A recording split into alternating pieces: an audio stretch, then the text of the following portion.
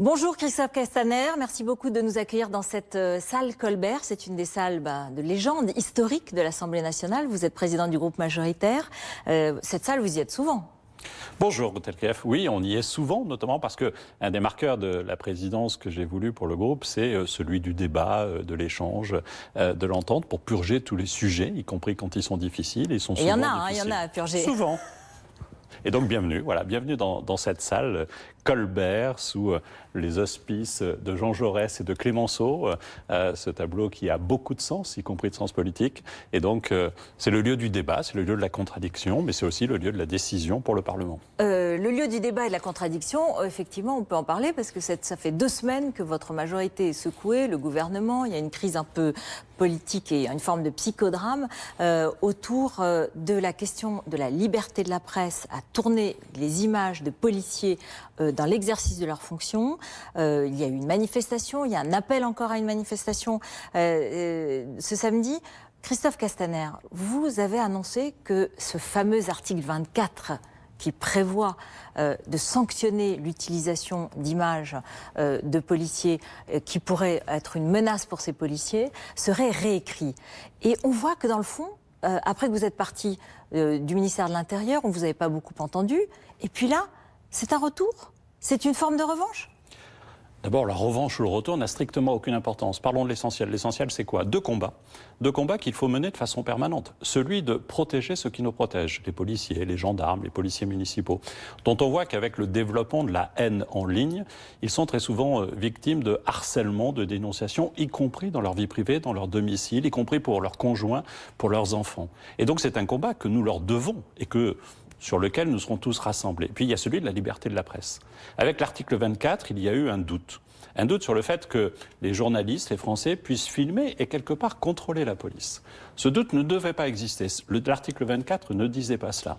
Mais dès lors qu'il y a un doute, il fallait le lever. Et donc vous allez le supprimer, cet article 24, il n'y aura plus... Comment vous allez rassurer les journalistes sur leur liberté, le droit informé qui est fondamental pour toute démocratie, et en même temps protéger les policiers? D'abord, je crois dans la confiance entre le gouvernement, le Parlement, le président de la République et les journalistes. Imaginez-vous une seconde qu'on puisse vouloir atteindre la liberté d'expression, y compris la liberté de filmer. Ça n'est pas le cas. Mais il y a eu un débat, il y a eu un doute, il faut le lever. Et donc on va réécrire totalement l'article 24, ne pas le lier à la loi de 1881, qui est celle qui garantit la liberté de la presse, et renforcer les moyens de protection de nos forces de sécurité. Et on va le faire, y compris en le soumettant aux journalistes, pour avoir leur regard professionnel acéré, pour nous dire, là il y a un doute. Levons le doute. Je ne veux pas, et le groupe majoritaire ne veut pas, et nous en avons discuté, on ne va pas se cacher les choses, avec le président de la République, avec le Premier ministre, avec Gérald Darmanin, nous ne voulons pas laisser un doute, et donc nous le levons. Il y a eu une ambiguïté dans notre relation, dans notre dialogue, et j'ai eu beau répéter, et beaucoup l'ont fait aussi, que l'article 24 n'empêchait pas de filmer. Certains ont pensé et on continuait de bonne foi à dire qu'il empêchait de filmer. Et donc, ce doute, il fallait le lever. Vous savez, en politique... Pourquoi vous ne le supprimez pas directement, cet article, puisqu'il pose tant de problèmes?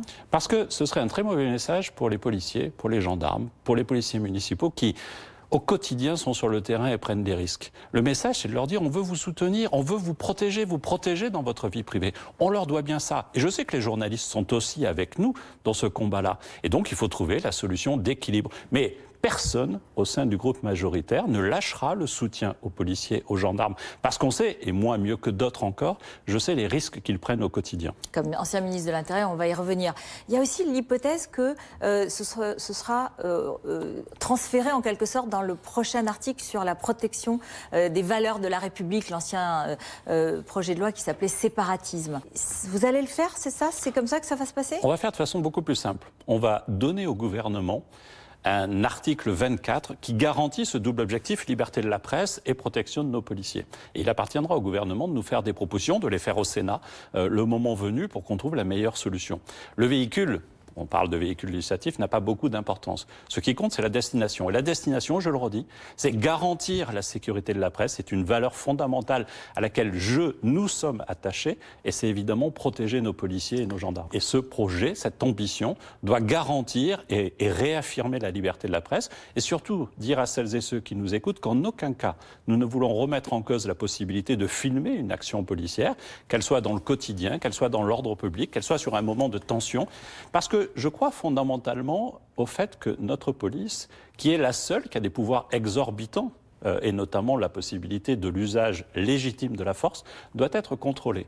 Et le contrôle journalistique, le contrôle citoyen fait partie de cet équilibre entre l'usage de la force et le contrôle. Je répète, vous allez proposer au gouvernement une nouvelle rédaction de cet article 24 avant et Noël. il choisira avant Noël et il choisira de le mettre soit toujours dans ce projet de sécurité globale, soit dans le prochain projet ancien séparatisme et appelé valeurs de la République. Mais certains vont vous dire, mais en fait, vous êtes sortis par la porte et vous allez revenir par la fenêtre. Les policiers pourront peut-être toujours dire, bah non, vous ne pouvez pas nous filmer parce que vous allez atteindre notre liberté. Mais ni avant ni après, et quel que soit l'article, les policiers ne peuvent dire cela. S'ils le font, ils commettent une faute. Or, les policiers sont les premiers qui doivent appliquer la loi. Et donc, l'essentiel le font, et quand il y a à minima une maladresse, voire une faute, elle doit être contrôlée, elle doit être dénoncée, la justice doit le faire. Par contre, la justice, c'est celle du ministère de la Justice. C'est pas celle de la vindicte et du lynchage des réseaux sociaux. Or, c'est ce qui se passe aujourd'hui. Il faut savoir raison garder. Ce dont on parle, c'est le contrôle légitime aussi de la force. Et donc, c'est celui qui appartient, dans un regard critique de dénonciation quand c'est nécessaire aux journalistes, mais pas à la haine des réseaux sociaux. Parce que c'est ça, notre adversaire. À l'occasion de ce psychodrame, comme je le disais, ce pataquès, cette petite crise politique, on a quand même vu que vos relations avec Gérald Darmanin, qui est votre successeur, ne sont pas au mieux. Je vous propose d'écouter. Vous savez, on peut toujours se dire on n'a pas été clair ou vous n'avez pas compris. Je vous le redis, l'article 24 portait les garanties que nous venons d'évoquer, sans aucun doute possible. Mais il y a une interprétation différente. Et parce qu'il y a cette interprétation, parce qu'il y a du flou, et donc peut-être un loup, comme disait ma grand-mère, non, c'était pas ma grand-mère qui disait ça. Je ne suis pas et je ne serai pas de ceux qui flattent les policiers quand ça les arrange et qui les lâchent quand ça les arrange plus, au gré des faits, des polémiques médiatiques. Parce que comme aurait pu le dire ma grand-mère, cette phrase n'est pas d'elle, être dans le vent est le plaisir d'une feuille morte. Bon, les grand-mères, elles ont bon dos en politique, vraiment, mais en fait, elles vous permettent quand même de faire une forme de bataille à distance. Ça n'est pas le cas. Et d'ailleurs, ma citation, remettez-la dans le contexte politique. Je vous sais suffisamment intéressé par la chose politique pour vous rappeler que cette formule, quand c'est flou, c'est qu'il y a un loup, c'était une formule adressée par Martine Aubry à François Hollande dans le débat de la primaire, et elle faisait référence à sa grand-mère. Et donc, ma référence à moi, c'est évidemment cette formule de Martine Aubry. Peut-être que mon passé, pour avoir contribué d'ailleurs à l'époque à cette primaire au sein du Parti socialiste, m'a conduit à cela. Donc, c'était plutôt ce clin d'œil-là, sur cette formule-là, et en aucun cas à Gérald. Gérald et moi partageons la conviction qu'il faut protéger les forces de sécurité intérieure, parce qu'elles le méritent, parce que c'est notre devoir républicain. Et ça va bien au-delà de nous. Et ensuite, vraiment, je nous invite à ne pas vouloir réduire ce débat-là, qui est essentiel. Et d'ailleurs, j'étais accompagné par les présidents du MoDem, les présidents d'Agir, à une question de personne. Ça n'est pas le cas. Vous savez, pour ce qui me concerne, je n'ai aucune amertume. J'ai eu la chance, on y reviendra peut-être, de diriger le ministère de l'Intérieur pendant 24 mois. Je regarde cela avec fierté et sans remords et sans amertume. Il y a eu quand même des critiques sur le thème, finalement. Il ne voudrait peut-être pas que son successeur réussisse là où il a échoué. Il y a eu une réunion, Emmanuel Macron vous a réunis, vous a sermonné tous, il vous a dit arrêtez. Non, c'est pas ça le climat. Ah non, alors d'abord, Emmanuel Macron ne nous a pas sermonné tous et ne nous a pas dit d'arrêter, comme s'il y avait des chamailleries entre des enfants. Nous sommes tous en responsabilité à notre place. Et vous savez, au moment où les Français sont inquiets pour le Covid, sont inquiets pour leur emploi, ce genre de discussion n'a strictement aucun intérêt. Au fond, c'est plutôt le commentaire des commentateurs. Et on a un peu le défaut, nous les politiques, vous les journalistes, à quelquefois trouver du plaisir à commenter les commentaires. Non, restons sur l'essentiel. Moi, je souhaite que Gérald Darmanin, ministre de l'Intérieur, réussisse au mieux, parce que c'est indispensable. C'est la sécurité de tous qui est en jeu. Et quand vous dirigez le ministère de l'Intérieur, je sais combien c'est difficile. Il faut non pas qu'il y ait des pots de banane, mais des soutiens. Et mon soutien est total pour la réussite du ministre et du ministère de l'Intérieur. Est arrivé ensuite ce terrible épisode du tabassage de Michel Zecler, le producteur de musique. Du coup, vous avez entendu les critiques. Gérald Darmanin, il en fait trop. Il aurait lâché la bride aux policiers qui se sentent tout permis. C'est ce qui s'est dit dans le groupe ? Non, ça ne s'est pas dit. Et j'ai eu à être confrontés à des cas de violence illégitime. Et donc, ça n'est pas un problème du ministre qui aurait lâché quoi que ce soit. Il y a une réaction immédiate. Mais là encore, prenez l'interprétation. Et la politique, c'est souvent une question d'interprétation. L'interprétation que beaucoup ont faite de ce tabassage et du fait que le film ait permis de le révéler et de sanctionner, au terme de la procédure judiciaire, les policiers qui ont fait ces fautes, beaucoup ont pensé qu'avec l'article 24, on n'aurait pas eu ces images. Ça n'est pas le cas, ça n'est pas vrai.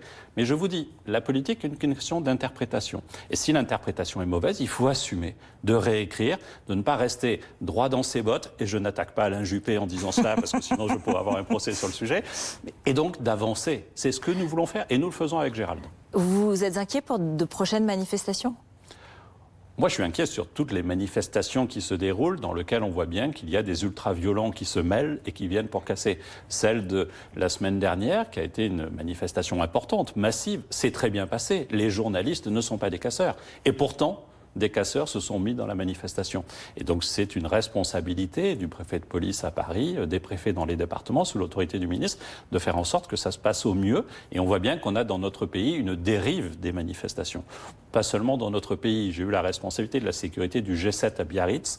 Vous vous souvenez, c'était la première fois depuis Seattle 1990 qu'un sommet international de ce type-là se passe bien. Je peux vous dire que je suis rentré comme ministre dans la mêlée. Nous sommes dans le sud-ouest, on peut parler de mêlée, avec une vraie inquiétude. Ça s'est bien passé, c'est rare. Hélas, aujourd'hui, les désordres publics font le nid d'ultra-violents qui viennent pour casser. Gérald Darmanin, devant la commission des lois ce lundi dernier, il a énuméré les 7 péchés capitaux de la police. Il a évoqué plus d'heures de formation nécessaires, des moyens supplémentaires en matériel, l'encadrement. Vous vous en étiez occupé de ça ? En partie, oui. Est-ce que j'ai tout résolu? Bien sûr que non. Vous savez, je suis Est-ce que vous aviez les budgets pour ça? Le budget de la sécurité en France a augmenté sous mon autorité de 1 milliard d'euros. Dans discussion, quelquefois difficile d'ailleurs, avec le ministre du Budget, parce qu'il était dans son rôle aussi. C'était Gérald Darmanin. 15 jours avant que je quitte le ministère et qu'il vienne, nous avions une discussion budgétaire. Et nous n'étions pas d'accord sur tout, parce qu'il est dans son rôle et j'étais dans mon rôle. Mais le retard est très lourd. Effectivement, les 12 500 suppressions de postes dans la police et la gendarmerie il y a quelques années ont creusé un écart par rapport aux enjeux de la sécurité et le besoin de force très important. En matière de forces mobiles, on avait amputé d'un tiers les forces mobiles, c'est-à-dire les escadrons et les CRS dans notre pays, et on voit bien aujourd'hui combien cela manque cruellement. J'avais commencé à recruter et à renforcer les moyens des CRS, des escadrons. On avait revu le schéma national de l'ordre public avec Laurent Nunez, qui était on va y revenir bien sûr dans votre portrait. Avec moi, et donc on a travaillé sur ces sujets. Tout n'est pas résolu, et je partage le diagnostic de Gérald Darmanin et les 7 sujets sur lesquels il se bat aujourd'hui. La semaine prochaine, dépôt au Conseil des ministres, présentation au Conseil des ministres du projet de loi sur les valeurs de la République, appelé dans le passé séparatisme. Il y a des questions qui vont se poser, notamment l'obligation de la scolarité dès l'âge de 3 ans, d'une scolarité à l'école pour les enfants. Est-ce que vous avez l'impression que votre groupe sera unanime sur cette question? Vous visez un des sujets qui fait déjà débat au sein du groupe. Qui vise quoi? Et il faut rappeler cela. J'ai le souvenir, au lendemain où j'avais mobilisé tous les préfets de France, on y reviendra peut-être, pour mener ce combat contre l'islamisme radical, c'était à la fin de l'année 2019, m'être déplacé aux Mureaux. J'ai rencontré le maire des Mureaux. Le quartier des Mureaux, dans notre inconscient, ça parle à tout le monde. Et donc, on avait choisi cela. Vous allez au cœur du quartier des Mureaux et vous voyez un réaménagement urbain extraordinaire. Des services publics présents. Vous voyez vraiment une ville, un État extrêmement attentif. La première chose que m'a dit le maire, il m'a montré une photo, les Mureaux en 2000, les Mureaux en 2020. C'est le jour et la nuit. Vous avez envie d'y habiter. La première chose qu'il m'a dit, c'est, tu sais, cette année à la rentrée, j'ai eu 2 fois plus de déscolarisation que l'année précédente. Et c'est un enchaînement, parce qu'il y a des gens qui refusent l'école de la République. Et puis il y en a d'autres, et cela aujourd'hui parle aux députés. Je suis député des Alpes de Haute-Provence, j'ai été confronté à cela, qui font un choix scolaire différent, d'éducation y compris à domicile. Et donc il y a aujourd'hui un débat sur cela. Mais l'objectif, c'est quoi? C'est de faire en sorte que des enfants, mais vraiment des enfants, à qui on retire le droit aux valeurs de la République, à l'école de la République, en les mettant dans des écoles. Et j'ai vu des dossiers, j'ai fait fermer une école où des enfants, des jeunes filles de 8 ans étaient obligés de porter le tchador. Voilà la réalité. Et donc c'est ce combat-là que le ministre Jean-Michel Blanquer veut mener par cette mesure-là. On en parlera au sein du groupe et on verra comment on peut adapter le dispositif pour faire en sorte que celles et ceux qui veulent choisir une éducation à domicile qui soit contrôlée et qui soit respectueuse des valeurs de la République puissent le faire. D'autres, pour des raisons médicales, devront aussi pouvoir le faire. J'ai organisé ces derniers jours 2 séminaires avec un ensemble nombre d'acteurs, d'intellectuels, etc., sur la question du combat contre la radicalisation.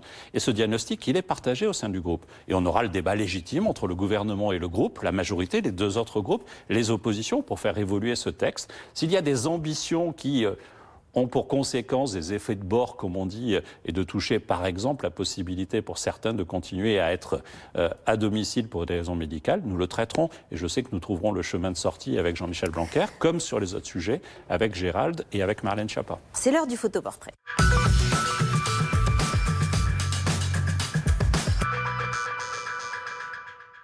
Vous êtes né le 3 janvier 1966 à Ollioules, dans le Var. Vous avez 2 filles et votre parcours est assez atypique en politique. D'ailleurs, dans les récits qui vous sont consacrés, on trouve des mots comme fragile, imparfait, mais aussi romanesque, affûté, le bébel du gouvernement. Vous y reconnaissez dans tout ça? Sûrement un peu. Le bébel du gouvernement, peut-être moins. Mais pour les autres, oui, y compris avec ma part de fragilité. Voilà un sujet qu'il ne faut jamais aborder. Vous savez, le doute est le sel de l'esprit, disait Alain. Pour moi, il est consubstantiel aussi de la façon dont on doit prendre une décision. J'ai ma part de fragilité qui est née avec moi, à Ollioules, avec mon éducation, avec ce que j'ai appris, avec ma part de souffrance aussi. J'ai ma part de détermination. Ceux qui me connaissent savent que, globalement, je sais ce que je veux et je me donne les moyens de l'obtenir et de le réussir surtout. Fils d'un militaire qui ne nous a pas laissé que de bons souvenirs, vous racontez qu'il disait non à tout. Vous avez quitté le foyer familial à 17 ans et vous avez vécu seul, très jeune. Donc c'est une forme de fêlure. Et je voudrais qu'on écoute ensemble ce que vous m'aviez confié en septembre 2019 sur les violences familiales. J'ai vécu cette violence-là. Et je sais qu'elle est insupportable, qu'elle n'est pas la part d'humanité que nous devrions avoir entre nous. Et donc, je suis totalement engagé sur ces sujets, mais mon sort importe peu. Vous savez, j'étais maire d'une petite commune dans les Alpes-de-Haute-Provence, Fort-Quelquier. Le premier projet que j'ai porté dans ma commune, c'était une maison de la solidarité avec un appartement dédié pour accueillir des femmes violentées. Nous étions dans les Alpes-de-Haute-Provence, dans le Luberon, dans une commune de 5000 habitants. Et cette violence, elle existait aussi. Vous savez, y compris quand vous êtes un homme politique, vous construisez par rapport à une doxa, une réflexion, par rapport à une analyse de population, par rapport à toute une série d'engagements que vous avez pris, et dans mon cas, d'engagements qu'a pris le président de la République pour les mettre en œuvre. Et puis, vous êtes aussi le résultat d'un parcours personnel. Oui, la question des violences familiales, j'y ai été confronté. Oui, la question du suicide de mon père après, puisqu'il avait fait ce choix-là, j'ai été confronté. Et c'est vrai que quand je suis arrivé au ministère de l'Intérieur, les 2 premiers combats que j'ai posés sur la table de nos priorités, c'était celui du combat contre les violences faites aux femmes et aussi celui du suicide. Dans la gendarmerie, pour l'année où je suis arrivé, où on avait des chiffres d'un très haut niveau, puis dans la police. Et j'en ai fait 2 marqueurs de mon engagement. Parce qu'on est à la fois ce que l'on est et à la fois le mandat qu'on porte. Et il ne faut pas chercher à cacher l'un. Je pense que l'homme, la femme politique, quand il s'efface, quand il veut cacher ses faiblesses, sa part d'émotion, vous l'avez vu dans ce reportage, y compris au début où je vous parle, et il faut que je fasse quelques phrases pour retrouver ma stabilité, moi je l'assume parfaitement. Alors vous avez quitté le foyer familial, je le disais, et à Marseille, vous avez vécu à Manosque, vous multipliez les sorties de nuit, les parties de poker, et vous rencontrez des personnalités du milieu marseillais. Ça, c'est aussi une autre facette de votre personnalité. Qu'est-ce que vous avez gardé de cette époque ? D'abord, c'est un peu romancé tout cela, mais c'est en partie vrai à une époque, le poker. D'abord, je revendique d'être différent. On veut un peu trop des hommes et des femmes politiques qui sont dans un moule. Je n'ai pas fait l'ENA, je n'ai pas passé le concours de l'ENA. J'ai fait des études de droit sérieuses qui m'ont permis d'avoir la formation nécessaire ensuite à mon activité professionnelle. Ce que j'ai gardé, c'est qu'on est quelquefois dans la vie sur le fil du rasoir et qu'on peut tomber du mauvais côté. J'aurais pu tomber du mauvais côté. Et j'ai eu à ce moment-là des repères qui m'ont permis d'éviter de tomber du mauvais côté. Mais je ne renie rien. Ensuite, j'ai vu la caricature, y compris de mes adversaires, laissant penser que j'étais aux mains de la mafia, etc. J'ai vu le déferlement de haine du Rassemblement national sur les réseaux sociaux pour caricaturer tout cela. Mais vous savez, moi, je ne revendique pas d'être parfait. J'assume aussi cette part-là, mais ce n'est pas une part d'ombre, c'est une part que j'assume justement, je ne la cache pas. À 20 ans, vous l'avez dit, changement complet de cap, donc vous repassez votre bac en candidat libre, direction la fac de droit d'Aix-en-Provence, où vous découvrez la passion de la politique et le rocardisme. Vous commencez une carrière d'élu local en étant maire de Forcalquier, dans les Alpes de Haute-Provence, on en a parlé en 2001, et aux côtés de Jean-Louis Bianco, vous soutenez la candidate Ségolène Royal, et c'est la députation en 2012. Jean-Louis Bianco, il préside l'Observatoire de la laïcité. Et vous êtes toujours proche de lui, vous auriez défendu beaucoup cet Observatoire de la laïcité qui est critiqué par les défenseurs de la lutte contre l'islamisme radical. Vous êtes de quel côté? Quelle est votre conception? Je n'ai pas besoin d'être dans un côté. Moi, je crois à la laïcité. Je ne crois pas qu'il faille utiliser la laïcité comme une arme de combat contre les religions et contre l'islam en particulier. C'est là où certains détournent la laïcité. La laïcité, elle s'applique à tous les détenteurs de l'autorité publique. Elle s'applique dans les services publics. Et celle que porte Jean-Louis Bianco est une laïcité extrêmement exigeante. Est-ce qu'elle est compatible, cette conception de la laïcité, avec un combat que vous avez mené vous-même en créant les cellules départ de lutte contre l'islamisme, par exemple? Vous savez, moi, je crois que l'islamisme, c'est l'ennemi de ceux qui veulent pratiquer l'islam. Et ceux qui pratiquent l'islam le savent. Quand j'ai accompagné le changement à la présidence du CFCM ou le changement à la présidence de la Grande Mosquée de Paris, avec des interlocuteurs qui sont des interlocuteurs qui veulent combattre, comme moi je le voulais et comme nous le voulons aujourd'hui, l'islamisme dans notre pays. Je crois que ce combat, il faut le mener avec les musulmans et pour les musulmans. C'est ça la réalité du combat. Et je crois que il n'y a pas de naïveté de certains. On parlait l'Observatoire de la laïcité, certains ont pensé qu'il était naïf. Non, moi je n'ai pas évalué l'Observatoire de la laïcité. Il m'est arrivé de le défendre à un moment où il était question de le supprimer. Je me souviens de cet échange avec Édouard Philippe, à l'époque Premier ministre, et je l'ai activement défendu. À la fois sûrement du fait de mon lien avec Jean-Louis Bianco, mais pas seulement, parce que je pense que c'est aussi un élément du débat. Mais ça n'est pas la vérité. L'Observatoire de la laïcité ne porte pas à lui seul la vérité de dérives que l'on connaît dans notre pays, du fait qu'aujourd'hui, certains veulent faire en sorte que les lois de la religion soient supérieures aux lois de la République. Et ça, nous le refusons. On vous découvre médiatiquement en septembre 2015, lors du terrible accident de Germanwings qui survient dans votre circonscription. Puis candidat malheureux au régional, vous vous retirez pour faire barrage à Marion Maréchal Le Pen. Et là, pas un coup de fil de Paris.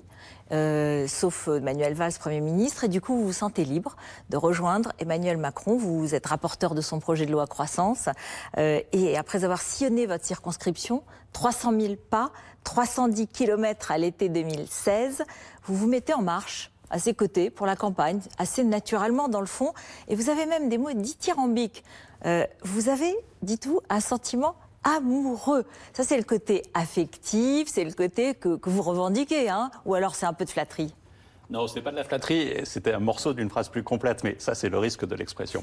Ce que je disais, c'est que quand vous vous engagez dans une campagne électorale derrière une femme, un homme, en l'espèce Emmanuel Macron, vous engagez totalement, jour, nuit, vous quittez votre maison. Et je disais, quand on s'engage autant, c'est une relation tellement forte, aussi forte qu'une relation amoureuse. C'est ça que je voulais dire. Mais je fais partie des gens qui, effectivement, ont découvert Emmanuel Macron, bien avant d'ailleurs les dates que vous évoquez, et ont compris qu'il portait quelque chose pour notre pays, qu'il portait quelque chose dans la classe politique qui était assez unique. Ça peut se reproduire, cet effet unique, comme vous dites, là, pour une prochaine campagne, ou bien l'effet magique, entre guillemets, qui a eu lieu, peut-être à ce moment-là, c'est fini? Il sera forcément différent. Il sera forcément différent. Nous verrons quelle sera l'offre politique. Nous verrons si Emmanuel Macron est candidat à la présidence de la République. Et donc, évidemment que la campagne sera différente. Il sera président sortant. Mais au fond, il a marqué sa présidence par la volonté de transformer, aussi par des épreuves, comme celle de la gestion de la Covid que nous connaissons. Et tout l'enjeu, ce sera la capacité de poursuivre la transformation, de réparer notre pays. Certains vous ont décrit, quand vous arrivez au pouvoir, comme, je cite, le kéké de la République, la chaîne en or, la chemise ouverte, le cliché, hein, sur ceux qui sont nés au sud de la Loire. Mais d'autres ont vu aussi celui qui avait l'oreille du président, celui qui a gravi les marches du gouvernement, puisque à chaque fois, c'est vous qui avez eu le poste. Porte-parole, secrétaire d'État aux relations avec le Parlement, chef du parti, aujourd'hui président du groupe. On va revenir sur votre côté ministre de l'Intérieur.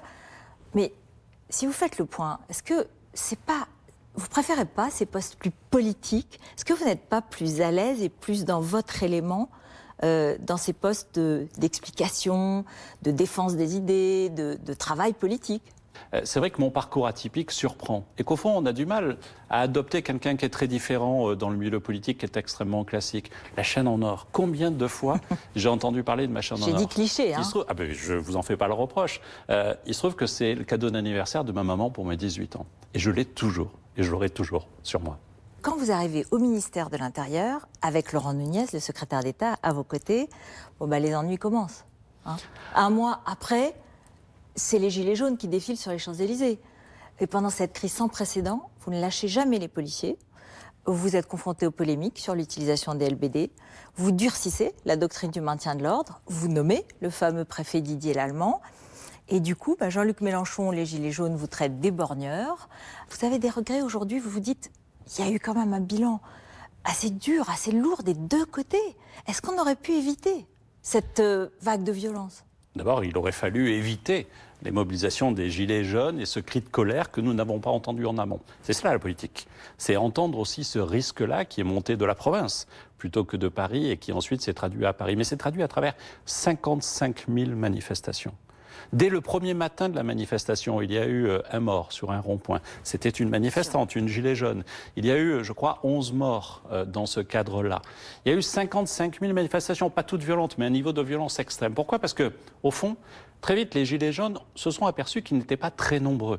Le premier jour, 270 000 personnes. Quelques mois avant, la dernière grande manifestation, c'était 320 000 personnes contre la réforme de la SNCF. Très vite, c'était 10, 15, 20 000 personnes. Mais ce mouvement n'a survécu que par la violence qu'il portait, par l'effet des images, y compris sur vos chaînes info qui les ont suivis. Et c'est cette ultra-violence qui a aussi fait le mouvement des Gilets jaunes. Il fallait y répondre. Et les policiers ont été particulièrement courageux, mobilisés, y compris tous les jours dans leur quotidien, mais tous les samedis aussi. Et on fait face à ce déferlement de haine. Alors on a changé la doctrine du maintien de l'ordre avec Laurent Nunez, mais on a aussi mis en place des dispositifs particuliers. Par exemple, sur les tirs de LBD, j'ai fait une circulaire à un moment donné en exigeant que l'on mette les caméras piétons en marche au moment du tir. Tout comme, parce que je crois que le contrôle est toujours nécessaire. À ce moment-là, le nombre de tirs LBD a très fortement baissé. Et ensuite, dans le schéma national du maintien de l'ordre que nous avions préparé avec Laurent Nunez, nous avions prévu la possibilité, comme chez les gendarmes, que pour les policiers, le tir soit autorisé par une autorité supérieure. Parce qu'effectivement, il faut encadrer cela.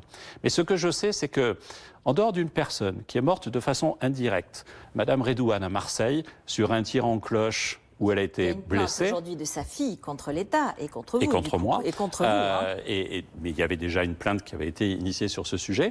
Les expertises médicales ont montré qu'elle était morte d'un choc opératoire, mais blessée à l'origine par un tir en cloche non direct, comme précisé dans les expertises techniques. Et donc c'est évidemment une épreuve. Et je n'en veux pas du tout à sa fille aujourd'hui de vouloir la vérité et de me mettre en cause. J'en veux un peu plus à l'avocat qui évoque un certain nombre de reproches dont il sait qu'ils sont parfaitement infondés et fait vivre un dossier de façon très fictive.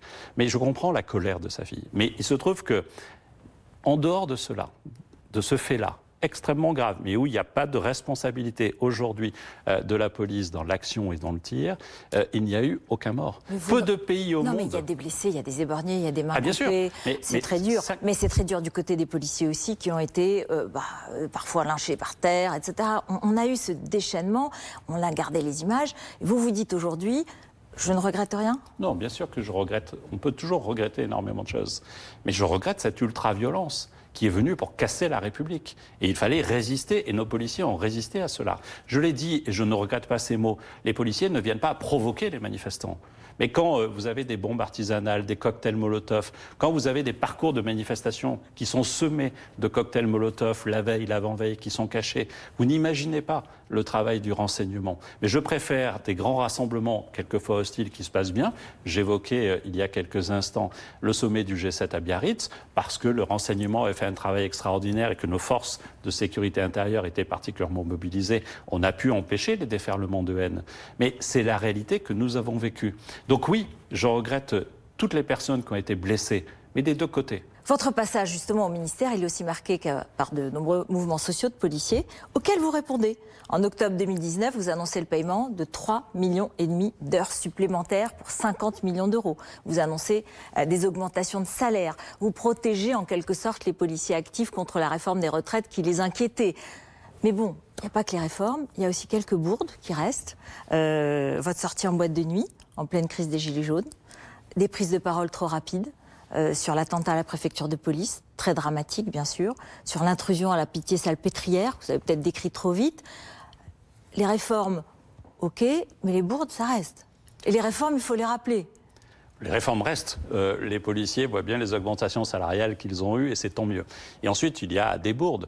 Je vous corrige juste sur cette sortie dans un restaurant et pas une boîte de nuit, un soir de manifestation très calme ce jour-là, où effectivement j'ai rejoint une soirée d'anniversaire. Et je le regrette. Je le regrette parce que ça a donné une mauvaise image de moi et de ma fonction, et surtout ça a atteint mes proches, et je le regrette profondément.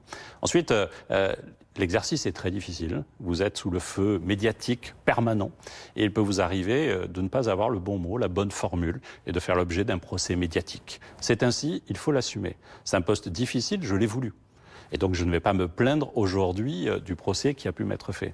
Sur la préfecture de police, je note quand même qu'il y a eu beaucoup de bruit sur ma déclaration. Il y a eu ensuite une commission d'enquête à l'Assemblée nationale, présidée par Éric Ciotti, qui n'est pas un tendre et qui n'a jamais été tendre avec moi.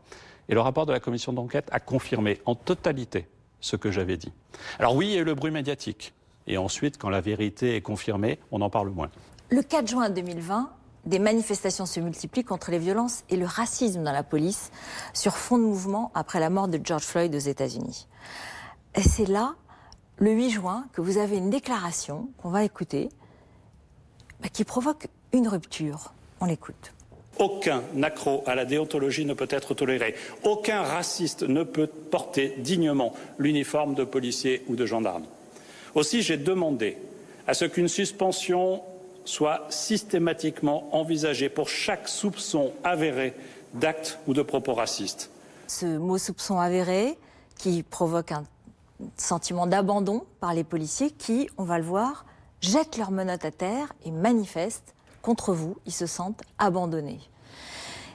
Qu'ai-je dit ce jour-là, le 8 juin? J'ai dit tolérance zéro contre le racisme. J'ai dit il faut réformer l'IGPN. J'ai dit l'Inspection générale de la police nationale. J'ai dit fin de la clé d'étranglement. Une technique que ni la gendarmerie, ni même la pénitentiaire, l'administration pénitentiaire n'utilise. Une technique que même le président Trump a interdit pour les policiers aux États-Unis. Voilà ce que j'ai dit. Ensuite, il y a eu un mouvement de colère. À peu près 1500 policiers ont manifesté. 1500 policiers, ça fait 1%. Et il y a eu aussi un emballement médiatique. J'ai eu des mots maladroits. Le raccourci, même si dans le discours je précise bien, qui prévoit qu'en cas de soupçon, s'il est avéré, il faut envisager une suspension, c'est traduit par la police est raciste, toute la police est raciste, on va tous être suspendus. C'est une caricature, j'en ai fait les frais. Mais là encore, mon mot a dû être maladroit. La façon dont j'ai accompagné cela a été maladroit. Pour être honnête, je ne crois pas avoir été lâché par les policiers. Je ne crois pas avoir été lâché par les organisations syndicales. Interrogez-les. Demandez-leur ce que certaines ont indiqué au président de la République avant le remaniement, en affirmant qu'ils souhaitaient que je reste leur ministre. Mais je pense qu'il était nécessaire de fermer cette page globale, y compris celle des Gilets jaunes, qui a marqué mon magistère à la tête de ce ministère. Et si j'ai un regret, c'est celui, au fond, d'avoir emporté avec moi un homme de grande qualité, Laurent Nunez, qui était mon secrétaire d'État et qui, du coup, n'est pas resté au gouvernement, mais a aujourd'hui une fonction particulièrement importante, essentielle auprès du président de la République. Quand même, on a eu l'impression que c'était un bon soldat d'Emmanuel Macron qui était inquiet devant ces manifestations, que vous avez eu ces mots rapides et qui ont été mal interprétés. Vous êtes toujours le bon soldat d'Emmanuel Macron, même si vous prenez des balles? D'abord, être un bon soldat, c'est bien. Je suis un soldat de la République, un soldat de la politique. Et donc, si je peux tenter d'être ce bon soldat, tant mieux. Trop bon soldat ? Ensuite, je considère que mon rôle de ministre ou quelles que soient les fonctions, est aussi celui de protéger le Premier ministre. Je l'ai fait avec Édouard Philippe et le Président de la République. Je pense que dès lors que vous construisez votre fonction en fonction de votre vision et votre ambition personnelle, vous affaiblissez le collectif. Il y en a un qui a la légitimité. C'est lui qui vous a demandé de parler comme ça, du racisme dans la police, c'est lui qui vous l'a demandé? Mais à plusieurs reprises, le Président de la République m'a demandé d'être particulièrement exigeant. Parce qu'il faut le corollaire de la confiance et du soutien que vous avez rappelé et que j'ai donné aux forces de sécurité intérieure, et en même temps l'exigence. Parce que oui, il faut contrôler cette maison, et c'est indispensable, et c'est le rôle d'un ministre. Vous savez, c'est un peu un paradoxe d'ailleurs de considérer que c'est un problème quand son administration manifeste, 1500 personnes, je rappelle les chiffres, sur 250 000 policiers et gendarmes dans notre pays, mais manifeste, on dit, mon Dieu, il y a un problème. Vous savez, un patron, et un ministre, c'est un patron, de temps en temps, il peut aussi tirer les oreilles et exiger plus de déontologie, plus de contrôle, plus de rendu de l'activité de ses agents. Ben, je l'ai fait aussi avec la police, avec la gendarmerie, avec le corps préfectoral, avec les pompiers. Aujourd'hui, vous notre diriez, pays. parce que c'est ça le débat aussi, après le tabassage de Michel Zecler, le producteur de musique, est-ce que vous diriez qu'il y a un racisme dans la police? Il y a des racistes dans la police. Et c'est à ce moment-là, suite à plusieurs affaires, que j'ai voulu monter le niveau d'exigence. Et le rôle du ministre, c'est de dire attention, on ne plaisante pas avec un sujet comme celui-ci. Il est totalement antinomique avec la fonction de gardien de la République. Que Racisme systémique? Pour certains, il y a chez certains, non pas du racisme systémique, mais il y a des racistes dans la police, comme dans la société française. Mais la police n'est pas raciste, la police n'est pas violente. Les syndicats, ils cogèrent le ministère de l'Intérieur, il paraît qu'on ne peut rien faire sans eux? Je crois qu'au ministère de l'Intérieur, 84% des policiers sont syndiqués. C'est un record historique. Interrogez les policiers sur la raison pour laquelle ils sont syndiqués, à la fois parce qu'ils ont une volonté militante, mais aussi parce qu'on sait tous que les avancements, les mutations passent aussi par cet échelon-là. Ça n'est pas forcément la meilleure façon. Plus globalement, je pense que certains patrons d'unités, commissaires, etc., ont quelquefois du mal à dialoguer avec leur base, parce qu'il y a une présence syndicale. Ce sont des sujets sur lesquels il faut faire bouger le ministère. Je m'y suis engagé et j'ai eu des interlocuteurs qui voulaient faire bouger cela. Revenons à votre rôle aujourd'hui de président de groupe majoritaire à l'Assemblée nationale. Moi, j'ai entendu La République En Marche, ça ne marche pas. Et pourtant, vous dites, ce groupe majoritaire, il doit être central pour la prochaine élection de 2022. Vous êtes sûr que ça va le faire? Vous êtes sûr que le président Macron peut s'appuyer sur ce groupe? Est-ce qu'il ne va pas avoir besoin d'une coalition beaucoup plus large? D'abord, il faut une coalition beaucoup plus large. La majorité présidentielle s'appuie déjà sur le MoDem, sur Agir, sur des personnalités nombreuses qui nous ont rejoints, notamment au moment des élections européennes. Un sujet sur lequel j'avais beaucoup travaillé quand j'étais à la tête du mouvement, pour élargir justement notre assise. Cette maison commune, appelée de ses souhaits par le président, elle est indispensable. Mais le mouvement et les députés de La République En Marche doivent jouer un rôle clé. Vous avez aujourd'hui un peu moins de 300 députés qui maillent tout le territoire national, qui ont de vraies qualités, qui connaissent bien leur territoire. Il y en a qui ont le blues, il y en a qui sont partis, il y en a qui se posent des questions. Mais c'est normal, c'est assez naturel. Et c'est en plus la conséquence de quoi? Du fait qu'on n'a pas mis à l'Assemblée nationale des professionnels de la politique. On n'a pas mis à des fameux amateurs. Non, mais ne pas être un professionnel de la politique n'est pas forcément être un amateur au sens négatif. C'est avoir un regard différent. C'est changer la vision. Vous ne doutez pas. Vous savez pourquoi j'ai aimé rejoindre Emmanuel Macron? Ça manque parfois de professionnalisme. Je ne crois pas, parce qu'au bout du compte, les textes sont votés, les lois avancent et les outils que nous voulons mettre en œuvre avancent. Et le tout sans drame. Sous ma présidence, j'ai fait en sorte que, et j'y attache du prix, on puisse avoir des divergences d'opinion. Oui, il y a eu des votes contre. Hein, oui, sur, on puisse voter, et cela sans drame. On prend le temps d'en discuter, y compris dans cette salle, même si aujourd'hui, avec la Covid, on est beaucoup en non présentiel et en visio, mais on prend le temps d'en discuter, de débattre, et ça doit se faire sans douleur, et ça se fait. Sans douleur. Les images de la semaine, c'est maintenant. On regarde ensemble. Première image, c'est la disparition du président Giscard d'Estaing. On a comparé parfois Emmanuel Macron à Valéry Giscard d'Estaing. Il paraît qu'il n'aime pas tellement ça, le président Macron, y être comparé. Il y a du Giscard dans Macron ? Je ne sais pas s'il aime ou pas être comparé. J'ai lu ce qu'en dit la presse et je n'en ai pas parlé avec Emmanuel Macron. Il y a au moins un point commun, c'est celui du dépassement politique. Giscard a voulu faire vivre le dépassement politique. Il l'a fait quand il nomme Raymond Barre, par exemple, comme Premier ministre. Et c'est un marqueur chez Emmanuel Macron. Donc oui, il y a des convergences. Il y a le fait de ne pas se laisser enfermer entre la dichotomie gauche-droite et de cesser de se poser la question quand quelqu'un vous parle de savoir si l'idée qu'il vous présente est bonne au motif qu'il serait de gauche ou qu'il serait de droite. Moi, j'ai rejoint Emmanuel Macron pour cette liberté-là. Et c'était une liberté qu'avait Valéry Giscard d'Estaing, qui a fait de grandes mesures sociales, mais qui ne les a pas toutes faites. Pour nous, un exemple, la peine de mort, c'est François Mitterrand qui l'a fait ensuite. Et sous le magistère de Valéry Giscard d'Estaing, on a continué à exécuter dans notre pays. Mais il s'est battu sur un certain nombre de sujets que vous avez en tête, pour la jeunesse et aussi pour l'égalité femmes-hommes. Il a été un président de la République extrêmement moderne en s'appuyant sur des personnalités comme Simone Veil, extrêmement puissantes et inspirantes. Autre image de la semaine, la crise du Covid, bien sûr, avec la fermeture des stations de ski et cette déclaration du président qui voudrait prendre des mesures quasiment coercitives contre ceux qui voudraient partir au ski ailleurs en France. C'est une bataille contre le virus ou contre les libertés ? Non, c'est une bataille contre le virus. Parce que pourquoi avons-nous pris cette décision de demander que les remontées mécaniques dans les stations restent fermées ? Parce qu'on sait que ces lieux-là, ces lieux d'hyperconcentration, vont propager le virus de façon massive. Ce n'est pas nous qui le disons, c'est l'Organisation mondiale de la santé, le 30 novembre, qui appelle tous les pays du monde à dire attention. L'ouverture des stations ski, ce sera la propagation du virus. Et donc il est normal qu'en France, on prenne cette décision et qu'on dise « vous êtes gentils, mais si vous allez skier en Suisse et que vous avez la chance de pouvoir aller skier en Suisse et que vous ramenez ensuite le virus en France, là où les Français ont fait des efforts… Non mais il faut être logique, à ce moment-là on ferme les frontières. On dit qu'on ne peut pas sortir. Non, parce que vous avez des transfrontaliers qui travaillent en Suisse. Vous avez 350 000 personnes sur tout l'est de notre pays qui ont besoin au quotidien de pouvoir traverser les frontières. Donc on sait bien que les mesures brutales n'ont strictement aucun sens. On laisse ça aux oppositions et c'est plus facile pour elles. Ensuite, on est confronté à certaines réalités, notamment celles des femmes et des hommes qui vivent des deux côtés de la frontière.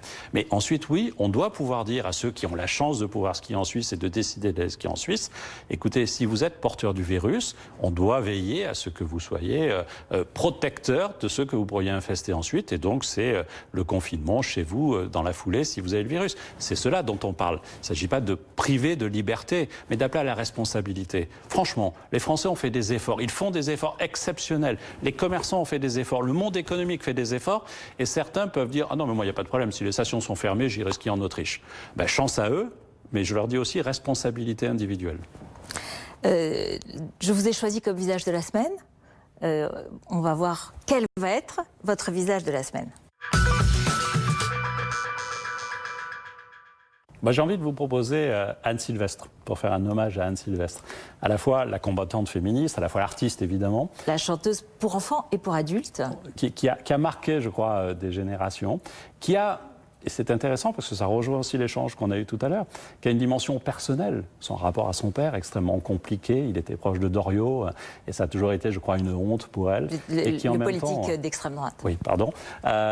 Et qui, en même temps, a toujours donné de la douceur dans ses chansons, a toujours donné du bonheur, du sourire, avec de nombreuses mélodies que l'on a en tête, avec de la poésie, et extrêmement engagée et très féministe.